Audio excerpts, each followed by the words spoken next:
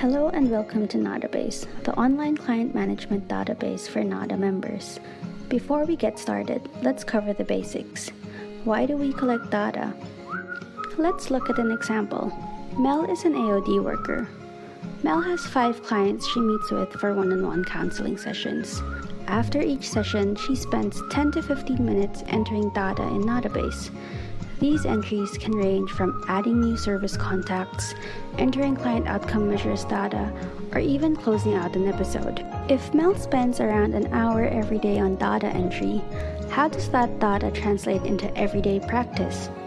What does the data entered mean for your organization and the rest of the sector? As a worker, you can use the data to inform your clients about their treatment and their journey so far. Use the data to spark conversations and invite your clients to set goals for themselves. On an organizational level, you can evaluate your programs. You can check staff workload, review the demographics of your client base, see how they're doing and how long they've been seeking treatment. Management and staff can make better decisions because it is backed up by the data you collect. And for the rest of the AOD sector, the data you collect helps paint a better picture of what the drug and alcohol sector looks like in New South Wales. When we collect data that is accurate and on time, we give ourselves opportunities to become better in the work we do. We can do more research to understand our sector better. We can lobby for sustainable funding and ultimately provide better care to our clients. For more information about data and Nadabase, visit the Nadabase online tutorials. There you'll hear from your peers, NADA staff, and people with lived experience. See you there! Hello and welcome to today's webinar, Enhancing Performance Management. My name is Tata De Jesus. I am a Senior Project Officer at NADA. Today's webinar, Enhancing Performance Management, is part of a 3-part webinar series called Better Practice Series. But this particular webinar will talk about the key concepts of performance management and how you can integrate that into your own organization.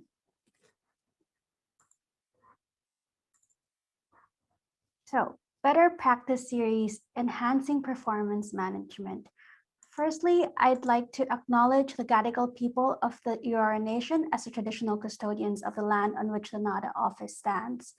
We extend this acknowledgement to all Aboriginal and Torres Strait Islander people across Australia and pay our respects to elders past, present, and future. I'd like to take this moment to introduce your hosts for today's webinar, myself, as well as our clinical director here at NADA, Dr. Susie Hudson.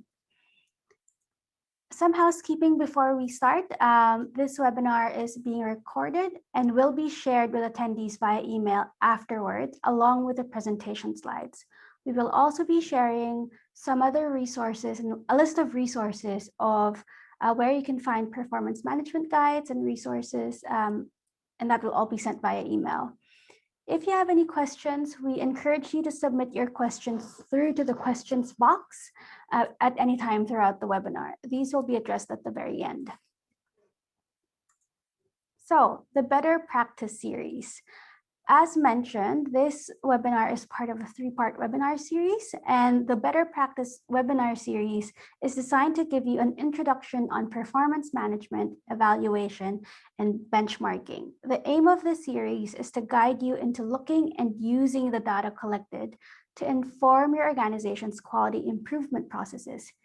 If you haven't already, I would encourage you to sign up and register for the other 2 webinars that are happening in the next 2 weeks. You can register via the NADA website. So the introduction to evaluation is happening on the 23rd of March, while the introduction to benchmarking is happening on the 30th of March. We hope to see you there. So just an overview of what this webinar will cover. This webinar will cover performance management and the key concepts of performance management, what it is, why we need it, and when we should be using it. we are also looking at the performance management framework and looking at the distinction between performance measures and objectives. We then will talk about how you can integrate or apply the performance management framework into your organization, specifically looking at the Australian policy context, as well as the language that's used in performance management and its links to accountability, sustainability, and evidence-based practice. At the very end, there will be an activity in articulating a model of care. So, performance management. What is it? So let's look at the example of chess. Chess is a challenging game that tests a player's ability to think methodically and strategically in order to beat an opponent. Whether you're playing against yourself or playing against another person, players need to constantly evaluate the position of all chess pieces and plan for immediate and future action to reach the strategic objective, keeping the king safe, and ostensibly winning the game. Every time a player wins or loses a game, they would review the game plan and use all the information collected to understand why they did well or why they fell short. If the player is competing in a chess competition, the goal is not just to win one game. The goal is to win all the games to earn that coveted chess championship title. Reviewing, evaluating, and making decisions based on the information gathered from previous games aid in reaching the championship title. The same goes when playing chess against yourself. You constantly review your moves and review how the chess pieces interact with one another to make sure you are protecting the king as best as possible. It's continuously improving your skills in order to get the best outcome in the game. That's what performance management is. Performance management is the regular collection and reporting of data to track work produced and results achieved. In a more formal sense, performance management is best represented as a cycle that begins with insights gained through various types of data gathering and reflection on what the data tells us, through to judgments made on the effectiveness and efficiency of organizational programs, people, and processes. This means that all activities all of your chess pieces, such as your strategic planning, program delivery, data gathering, data analysis and reporting, even recruitment and employee appraisal work together harmoniously to come together to reach that one goal. So performance management in the New South Wales non-government alcohol and other drugs sector means that we can demonstrate effectiveness in delivering high quality services to both funding bodies and the general community. So in the New South Wales non-government alcohol and other drug sector, our overall game plan is to improve the health and well-being of people who are engaged in drug and alcohol use. That's our championship title. And performance management tells us how well our game plan is working. For those of you who are a bit more conceptual, here's another way of thinking about performance management. This is the performance management framework developed by the Public Health Foundation and was adapted for the NADA Enhanced Performance Management Guide. So this model, as you can see, illustrates how visible leadership on the outside drive all components of performance management. Each of the four components, so the performance standards, performance measurement, reporting progress toward goals, and quality improvement, interact together as an integrated process to improve performance. In the outer circles, you can see additional concepts that require planning and attention. So visible leadership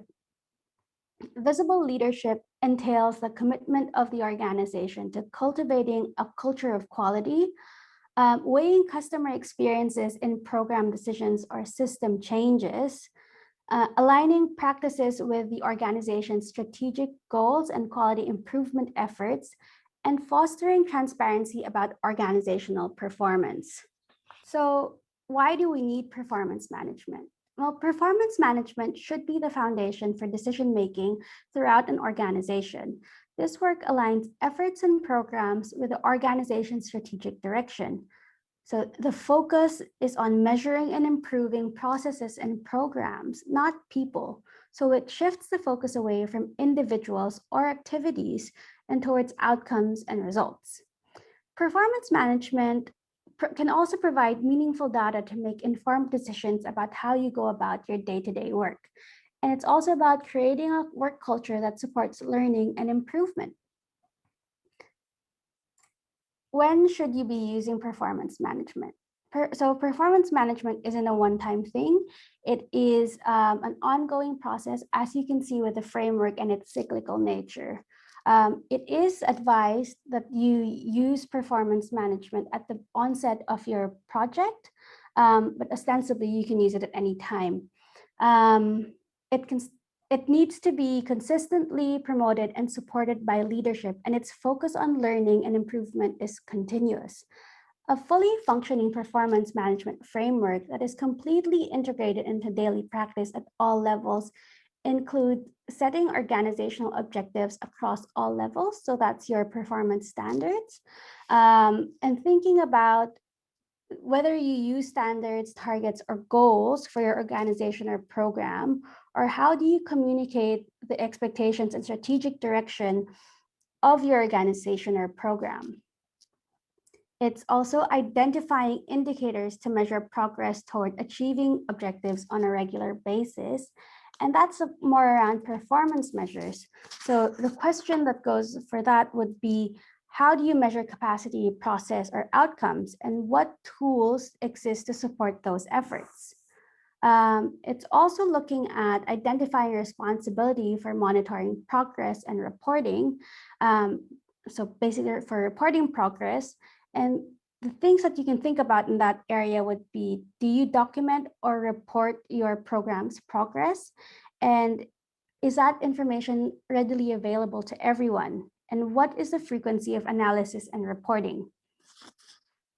And then also identifying areas where achieving objectives requires focused quality improvement processes. And that talks about quality improvement in this framework, where you can ask questions like, do you have a quality improvement process? Does your organization have capacity to work on the feedback that you collected from that data?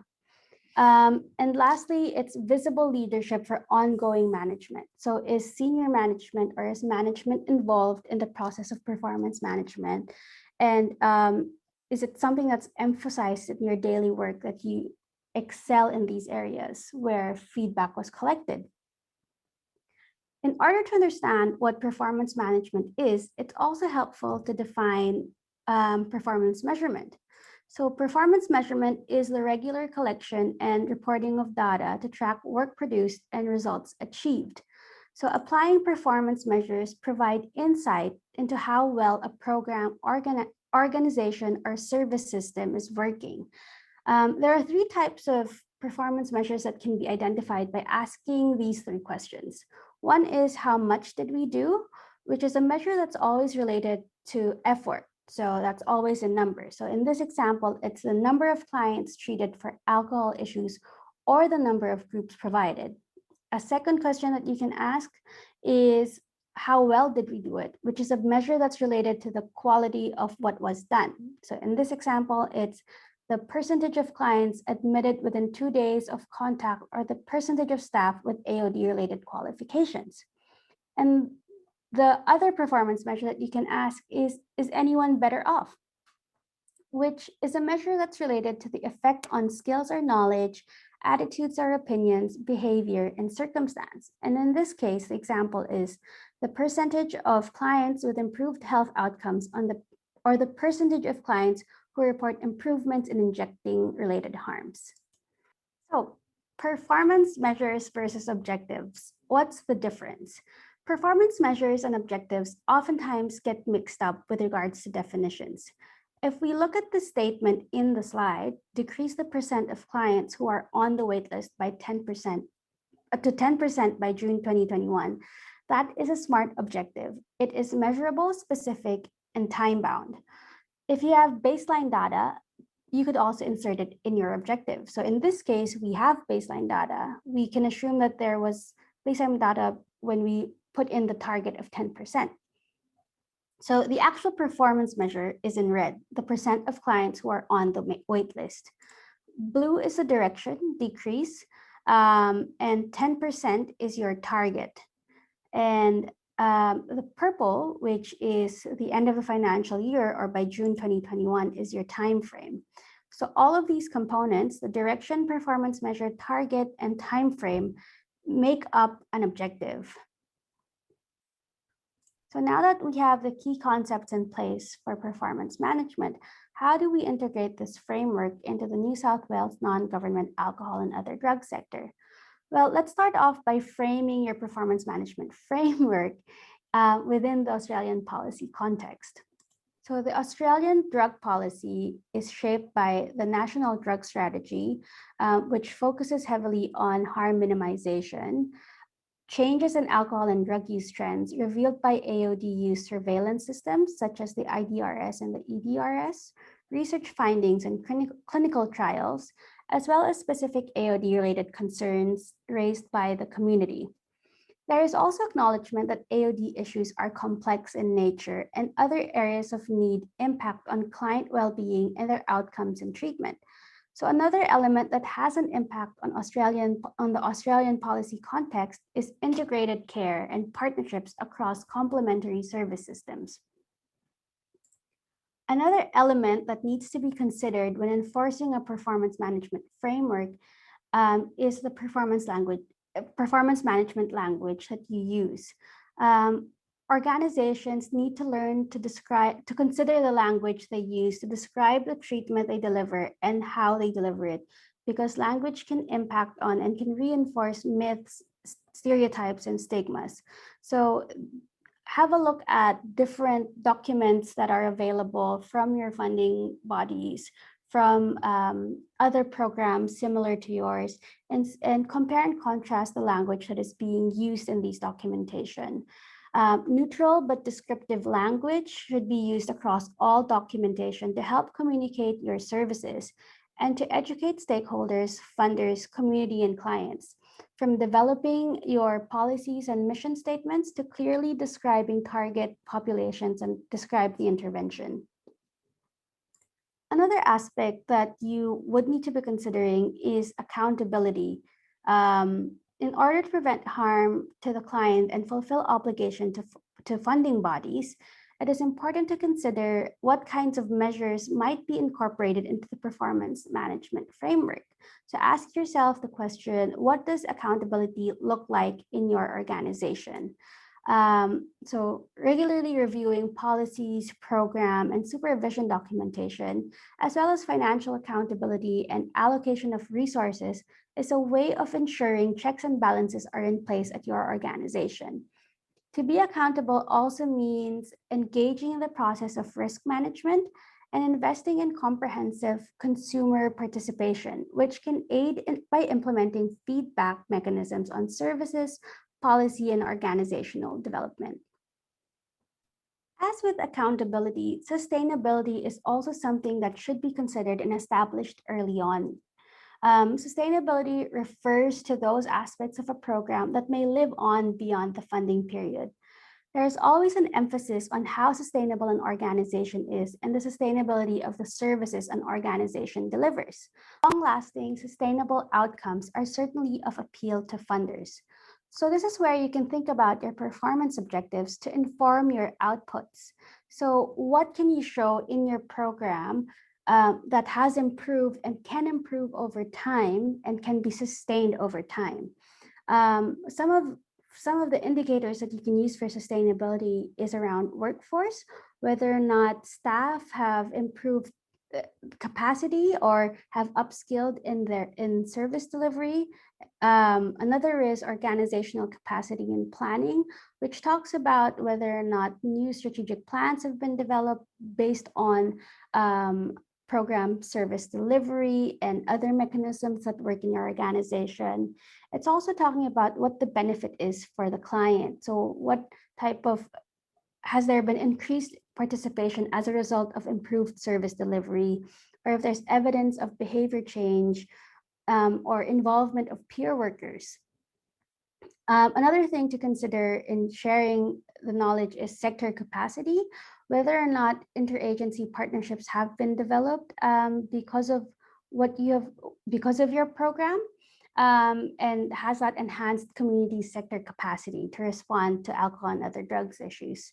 And lastly would be knowledge transfer to other sectors. So knowledge sharing of a specialization area can be one of the ways a project has life beyond funding limits. So one aspect of planning may involve communication of the treatment and its outcomes to specific forums, such as further training with like for like services, any research that can be done, attending conference, presenting at conferences, and the like. Evidence-based practice is also very essential to enhance your organization's performance management framework. In clinical practice, evidence-based practice can be viewed as an approach to decision-making where clinicians use the best evidence available in consultation with the client to decide upon the option which suits the client best. There is a clear process of implementing evidence-based practice. It's remembering the 5 A's. First A is to ask a question. And the second A is to access the information. So explore the research that's available from different resources. Next is to appraise the articles. That's critically reviewing the research and honing in on the methodology to see if it would apply to your service. Next is apply the information. That's integrating the findings from research with your own clinical experience and your knowledge of the client's needs and the client's context. And lastly, audit the effectiveness. Evaluate the effectiveness of how the first 4 A's were conducted and decide whether there is room for improvement. And that just goes to how the performance management framework works, where it's an endless cycle of looking through all of the things that you are doing at your organization, from your service delivery level up to your organizational structures, and to see how feedback can inform quality improvement. So I will ask you the question now of, does anyone else feel like we could do better? And I hope your answer is yes, because performance management is an ongoing process and a commitment to continuous quality improvement. The first step of enforcing the process is to make sure your programs and initiatives support and lead to your strategic goals, as well as the mission and vision in the strategic plan. To enact this in your organization, a performance management framework has several elements that include a clearly articulated outline or description of the program, service, or intervention, clearly stated aims and the proposed outcomes of the intervention, a map or flow chart of how an individual client may access, engage, and exit from the program, and a data collection strategy that clearly describes what measures are used and the logic behind the measures being used, and at what time intervals the data is collected. So now we've gone through the key concepts of performance management, and we've also looked at the performance management framework and how you can integrate and apply the performance management framework in the Australian policy context. I will now hand you over to Susie Hudson, who will be facilitating an activity with you in articulating a model of care. Again, if you have any questions, please put them in the questions box. They will be addressed at the very end. Thank you for joining me for this part of the webinar, and I hand you over now to Susie. Hi there, everyone. Lovely to see you. And thanks, Tata, for providing us that overview. A lot of these pieces set us up nicely now to talk specifically around models of care. Now, the most important thing we can start to do is to remember all these key elements, to understand that whatever we're doing sits in those contexts of the policy context. It's informed by what you're being asked to do in terms of your contract arrangements.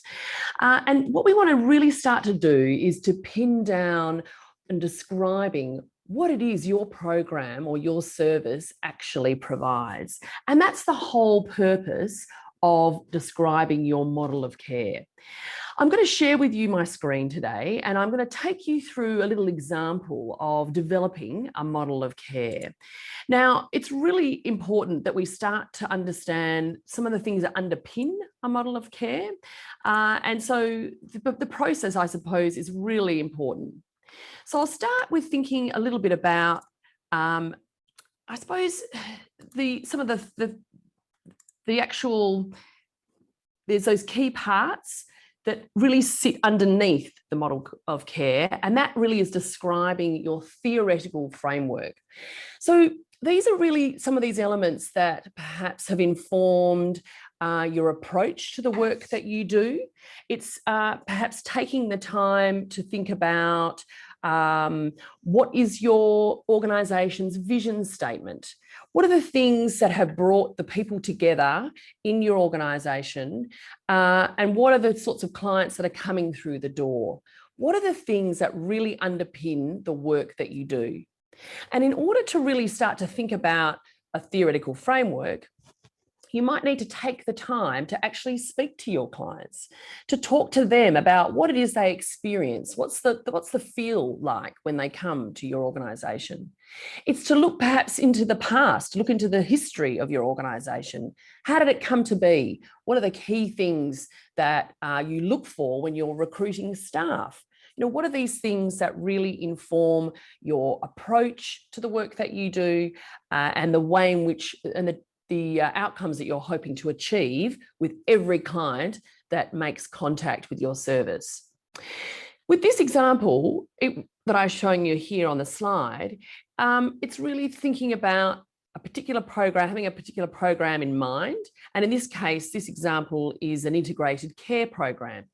And so in talking to the staff and the clients and looking at the documentation that informed this program, these were some of the key elements that would inform this particular program. And they were that it was client-centered, very much person in environment, meaning that there was really good consideration given to how the environment influenced or impacted the people that were involved in the program. And in this case, being centered around homelessness, it was very much around thinking about some of that in risk environment that people found themselves in. There was a real emphasis on making sure that a comprehensive assessment had been taken and that there was advocacy and support for those clients. It was also very much in the context of this program, thinking around not just identifying or addressing those very personal individual issues, but also really thinking about that bigger picture environment. So both addressing things at the client level, but also doing that advocacy at that more systems level to really tackle some of those big issues such as social isolation and discrimination, for example. That it was holistic, it was integrated. So that is to say, very much bringing in a number of different services. And in the case of this example, it was a number of specific services coming together to provide a holistic integrated program. And that they really wanted to emphasize an approach that was strengths-based and around resilience building. And so you can start to understand that if you were doing this with your organisation, it would be to be sitting down with perhaps clients, maybe a group or maybe individually, asking them about what they think about the program, what are some of the things that really stand out to them as being central to the program, and then really talking through with your staff about what is it that they feel like they're there to really achieve in terms of the outcomes for the clients that they're working alongside. And this helps you to start to articulate specifically what that theoretical framework is. And so what is a model of care? It's really, I suppose, a map. It's really describing very clearly what each of the elements of the service intervention is and what the intended outcomes are going to be. It's a really clear snapshot of what every person who comes into your service will get, whether it's a short time with you or a longer period of time with you. What is something that every single client can walk out the door having experienced or received in terms of their care? And most importantly, it communicates a really clear picture of what your organization does to a range of audiences. So essentially, it's really that picture that really tells people very clearly and succinctly what it is you do and what every client who comes through your service is likely to receive in terms of care and treatment, and your intended outcomes, all underpinned, as we were saying before, with that theoretical framework. And as you can appreciate, that theoretical framework influences the types of interventions we might see. It will influence the types of staff we might employ. We described there before in that theoretical framework this idea of being aware of some of the particular social and environmental influences. And so we would want staff who are quite aware of how those systems and structures impact on the clients coming through the door. And so I'm going to show you now through a process of a picture of a model of care, and you'll start to appreciate these different elements, keeping in mind that there was a real process that went around the development of identifying what are these key elements, synthesizing them down into a very clear picture, so that everybody can access that and be clear about what it is this organisation is setting out to do. I'm sharing this with you now, and as you can see, it's quite full in terms of a description, but you'll see from left to right, you'll see very clearly there the client coming into the program, into this integrated care program, and some of the issues that commonly are being seen for the particular clients accessing this service. They're coming into the program with these types of needs and things that need to be addressed. And in the centre there, you'll see very clearly what the program elements are. And as I said before, this is an organisation demonstrating that every client that comes through the door experiencing one or more of these issues will receive these specific pieces of intervention or program.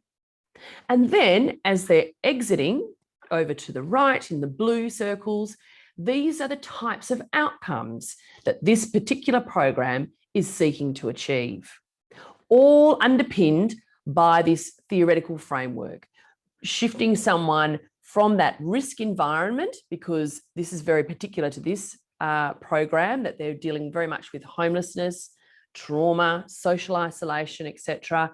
Moving through the program, we're hoping to reach this idea of an enabling environment, an environment in which those risks perhaps have been reduced or mitigated by perhaps they're having their physical or mental health needs met. They're in some supported accommodation now. And in this case, their medication compliance is in place, so that there's all that wraparound support that's occurred.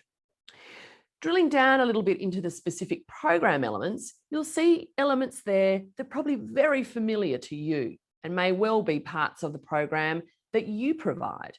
So what the program has done in this process is really drilled down to say, what is it that every person gets? And in this case, every person coming through the door gets that client-centered assessment. There's absolutely going to be some harm minimisation and advocacy, given that this is a very low threshold service. So that is really taking people from that situation of homelessness into a residential setting. So there's real opportunity there to start to address all the myriad needs that someone may come through the door with. So there's very practical needs that might need to be addressed. There's intensive case management in the case of this program. There's absolutely that resilience and strengths building, which points us back to the theoretical framework that we were talking about earlier. And you'll start to see that all of these elements fit and are consistent with that theoretical framework. So there's nothing here that we would look at and think, oh, how does that fit? What does that, how does that actually work for people? And absolutely, there's that integration of the service partnerships. And so in the case of this program, it's very much about saying there are a number of players or stakeholders involved. And one of the jobs of this program is to ensure that they're all integrated, that there are regular meetings around the coordination of care, that being client-centered, it involves the client in that work as well. So what you're starting to see is all these elements being brought together and informing one another so that there's no surprises, nothing sticks out as being strange or odd. It's really very consistent.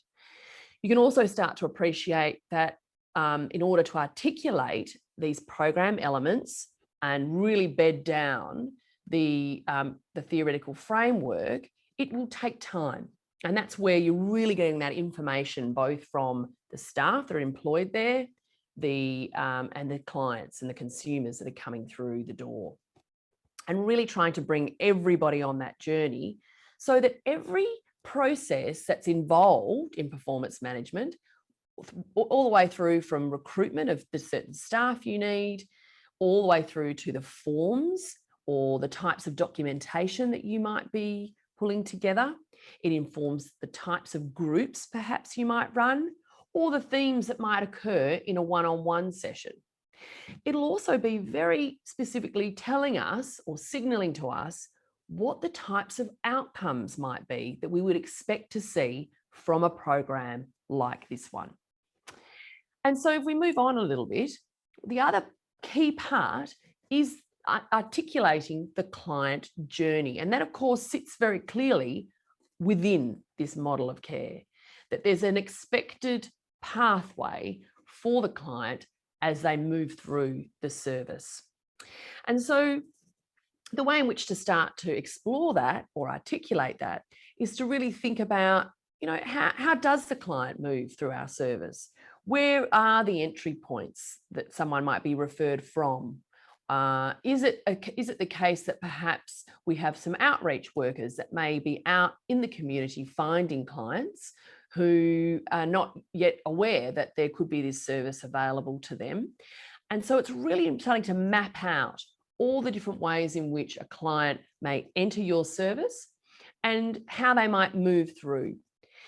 You'll start to also see, and you may already know this quite clearly, what the natural phases of the intervention are, that there are certain things that happen in a particular sequence, which is not to say that it can't be flexible and responsive to the client, but certainly that there are some natural stages that someone might move through.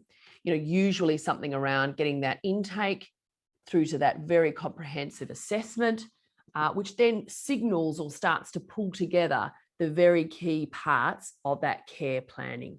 And these are all processes that are very well aligned with the New South Wales Health Clinical Care Standards. So very much a part of care planning, identifying any risks and being able to monitor those as part of a review process, and then looking always towards exit. So that is to say, we're always thinking at the beginning of treatment, what might it be like for that person when they leave? So that might be a planned exit, but it may also be a not planned exit. And therefore, we really need to think about having those pieces in place very clearly.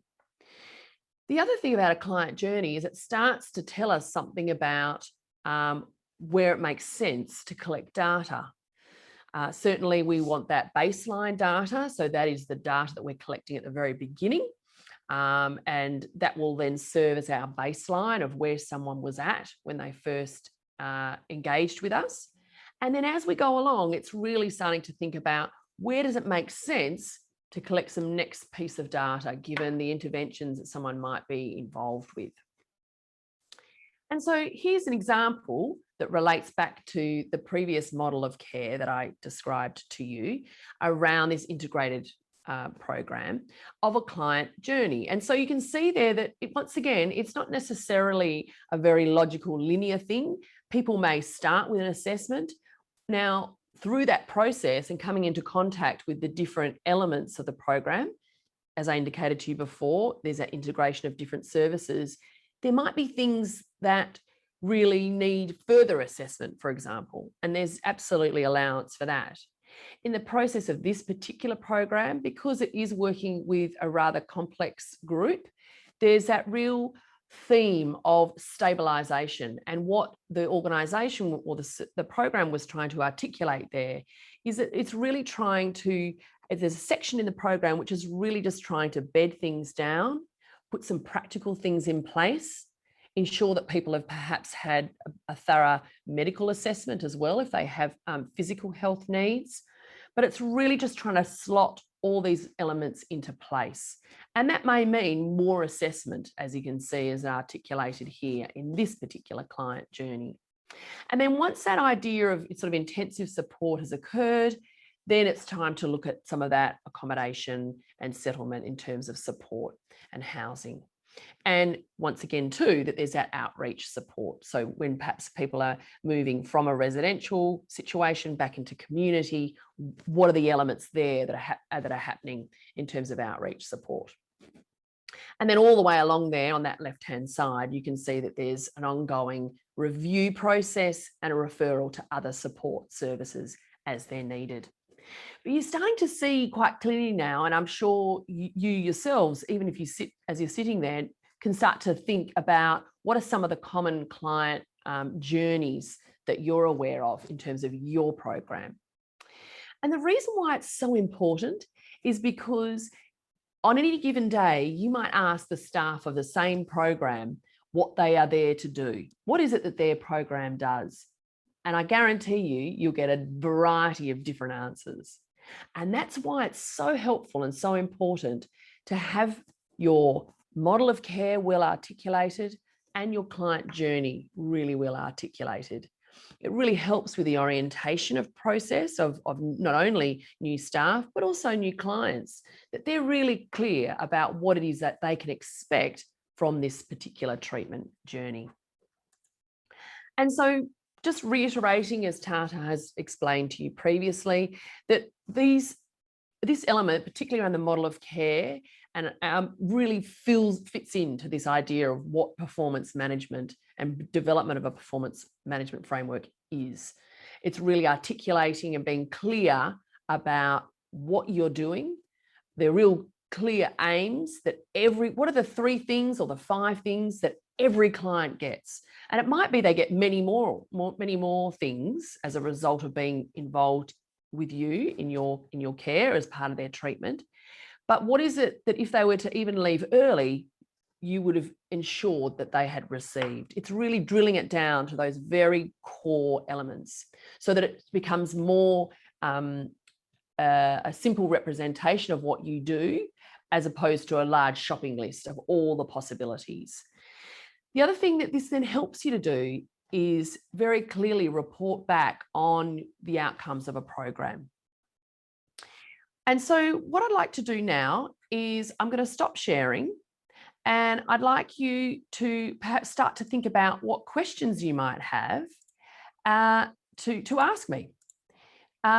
Because at this point in time, it's really, I suppose, starting to think about what does this mean for you? So I'm going to go to the questions now, if that's okay with everybody. So it's asking me, can you start a performance management in the middle of a program? Yeah, can absolutely start these processes at any time. It's really helpful actually to start to pull and think about all these different elements while the program's going, because it's actually with you looking at the program that's going to start to give you these answers and these bits of information. And so it does pay to sit down with staff and with clients to really ask them, what are some of the key things that they feel like they got from being here. And you'll find that it's really some of those tangible things. Perhaps clients felt safe. Perhaps they felt like they got some information around their own health, or maybe it was specifically around how a particular drug impacts their physical health or their mental health. So all these pieces you can start to bring together to describe the work that you're doing. So absolutely, you can start at any moment in time, and it's really helpful once those things start to get bedded down. It's not that they can't evolve and change, but it is the case that they really are able to be reviewed, because you've got something quite solid to come back to and say, how are we going? Are the things that we've articulated here in our model of care, are they actually happening. A good example of that too is recently our Aboriginal Drug and Alcohol Residential Rehabilitation Network. They have indeed come together, the services, there's around 5 or 6 of those that come together and try to reach some agreement around what are the common elements among all the different programs that really speak to their model of care. And so they've articulated that, and it will become a no surprise to you that it very much articulates the importance of culture, for example, the importance of tying people and reconnecting people with land, for example. And so having articulated their model of care, they're then really able to get into some of these other elements of evaluating a program, of thinking about what types of outcome measures might be useful for this type of program. We certainly also did an example with the women's specialist drug and alcohol services. We've got that group together. And even though a lot of the programs are very different in terms of how they do things, there are some really key common elements that they all could agree on. And they also were things that you would expect. So things around being very strengths-based, really having that child focus and family focus for the women that they were working alongside. And so all of these types of elements start to really help us to understand, what is it that this particular organisation does and what do we expect the outcomes to be. Another question that we've got coming through is, at what stage do I involve the client when I start reviewing the organisation's strategic directions? And I think that's a really good question. And I think it's something that's useful to do quite regularly throughout the year, for example. So some organisations will set up pick a particular month in the year, or 2 time points, so 2 months in the year. And that's where they will actually do a bit of a drive, where they will make contact very specifically with clients and ask very specific questions about what they see as being really important in terms of their own care, what they perhaps expect to receive in coming into this particular organisation. And it's this type of consultation that can be really helpful. The second part of that consultation then is that when the strategic planning has been done, and that obviously would involve your board, your staff, and maybe some other stakeholders, so external stakeholders to the organisation, you would then be perhaps taking that strategic plan back to the client group and checking in with them again about how they feel like that's come together. And so it's a really, once again, a regular dipping in process where you're not just doing it once, but that you've got you're actually also making it really clear to the client or the consumers what it is you're asking of them. So that's a really important part of that process as well. Another question that's come through, it says, what I found most of the time is our funders only want us to do one thing based on our contract. How can we show that client needs change, and can performance management help with that? Absolutely, that's a great question. So you're quite right. What we do know is that every program that people provide, it addresses a number of different things. It's never just one thing. However, what we know about some of our data collections is that they're quite blunt instruments. So the National Minimum Data Set and the New South Wales State Minimum Data Set is very reduced and refined. And so what that means is it gives you limited options about how you report. And so the expectation of funders is that they, above all the other things that you may be providing, they're really indicating to you and keen to know that you're providing the key service that they're anticipating or they're expecting. And in the case of our alcohol and other drug services, that's counselling, it's residential rehabilitation, it's outpatient or case management type work.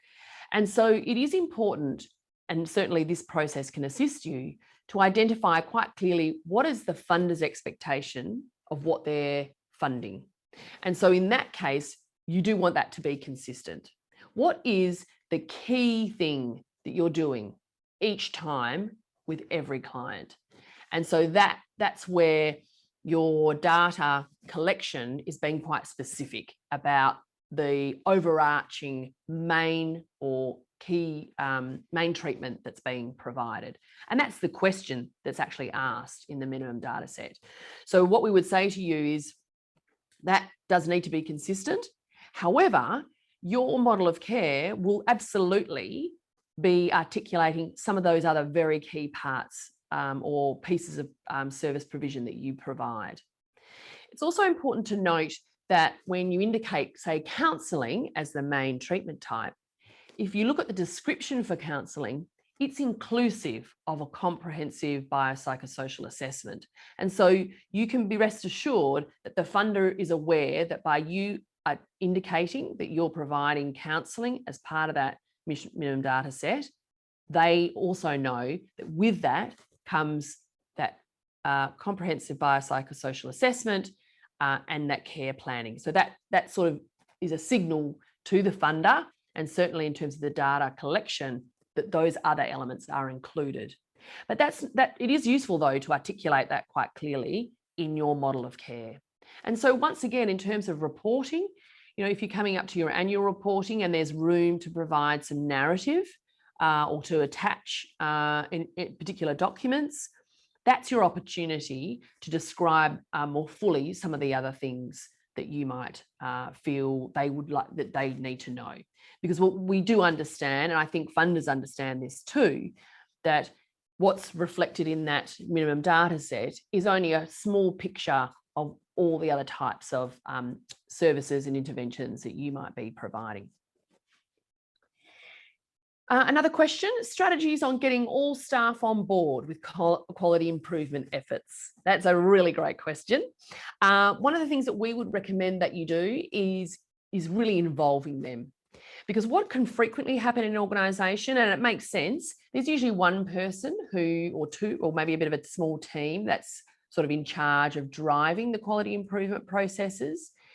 But what we would say is that may well be the case, that they're taking the lead on those, but it's really important that it becomes embedded in every person's work.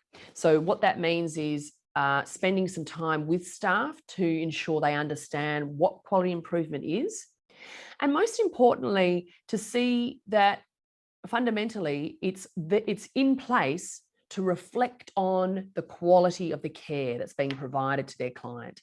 And that really resonates for all staff. That's what they're there to do. That's what they truly care about. And so if you can bring all staff on that journey, and I mean everybody. So if you're working in a residential facility, that would include the people that are providing the meals, for example. If you're working in an outpatient setting, in a community-based setting, it might be absolutely involving the person who's on the front reception or who are welcoming clients into the organisation. It really is a whole of team approach.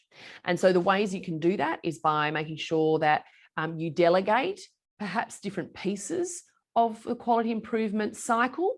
It might be that you have different working groups, and so therefore you can distribute some of the load in terms of working towards some accreditation, for example. But essentially, it's really about having it front and centre, always on the agenda at a staff meeting or a case review meeting. It's really part of the process, because every time staff are involved, perhaps in, say, a case review, they're really doing quality improvement, aren't they? That is familiar. So sometimes using those metaphors are familiar. You do a case review, and that process is about looking at what the care plan is and thinking about what could be improved. Are there any gaps? What are the potential risks? What might we need to modify in order to actually support this particular person at this particular time? And quality improvement is exactly the same. So it's really about saying, bringing people on the journey, making sure there's some really good structures in place and that everybody's involved in the process. Now, I don't have any other questions at this time. So what I might do, just in closing, is to really encourage you all to come along to our face-to-face workshops that we'll be doing later this year. So we're giving you some overview here. We've done enhanced performance management. We'll be doing evaluation and benchmarking coming up in short webinars, but we really encourage you to come along to a face-to-face session, a longer day, to really workshop some of these ideas. And then really I want to leave you to encourage you to come along to our conference on the 22nd and 23rd of April. So thanks so much for joining us today. If you have any other questions, please reach out. We've really enjoyed having you today, and we look forward to you to come along to the next webinar in this series on evaluation. Thanks a lot.